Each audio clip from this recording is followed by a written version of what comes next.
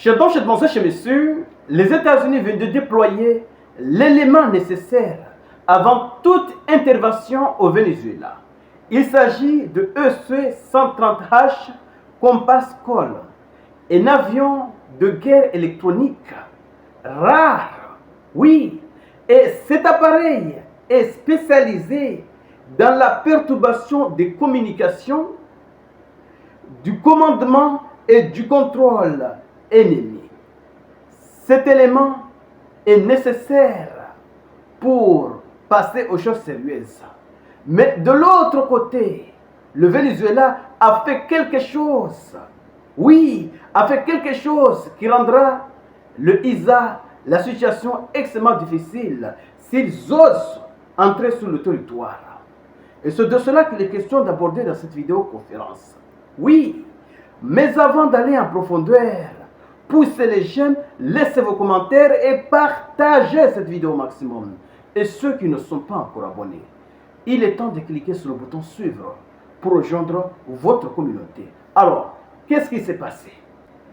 L'armée vénézuélienne distribue 2 fusées dans les quartiers populaires dans le cadre d'un programme de milices civiles destiné à la défense territoriale. Vous comprenez? Pendant que Trump s'apprête à aller voler le pétrole vénézuélien, Maduro distribue des armes à tout le monde. Donc, les États-Unis seront obligés de raser tout le monde. Parce qu'il n'y a pas que les militaires qui sont armés. Maintenant, même les civils seront armés. Et tous auront le même rôle, défendre la patrie. Donc, si les États-Unis osent intervenir à l'intérieur du pays, ça sera le chaos. Et selon les autorités et des rapports locaux, ces milices visent à former une force de résistance armée en cas d'invasion militaire étrangère, y compris une occupation potentielle menée par les États-Unis.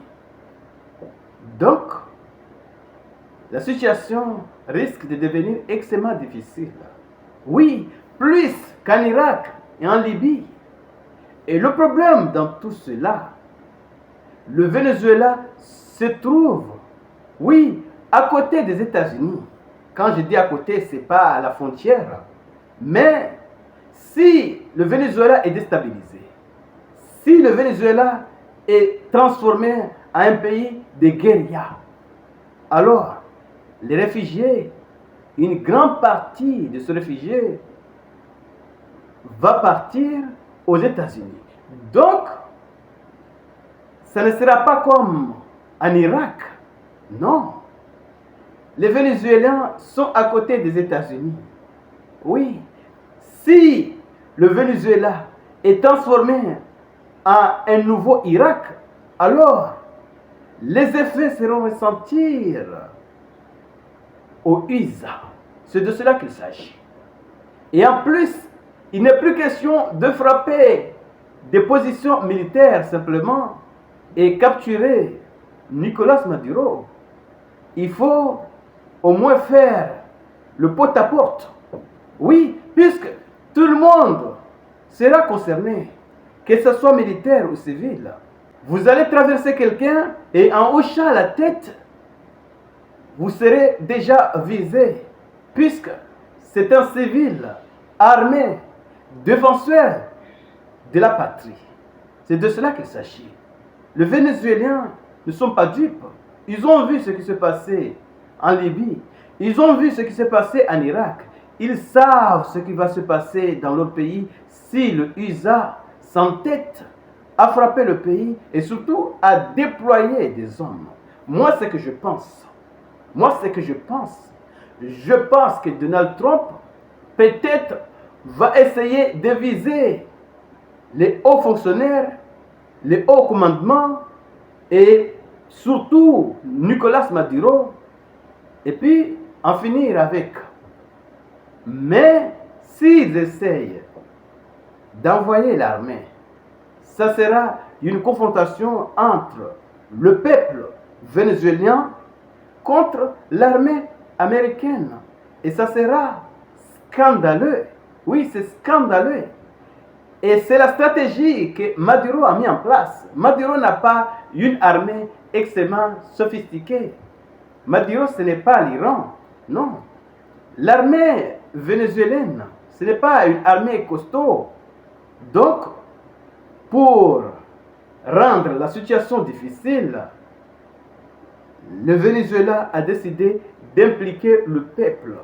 Comme ça, si l'armée américaine décide de déployer ses hommes à l'intérieur du pays, c'est le peuple, oui, lui-même, qui sera là pour défendre la patrie.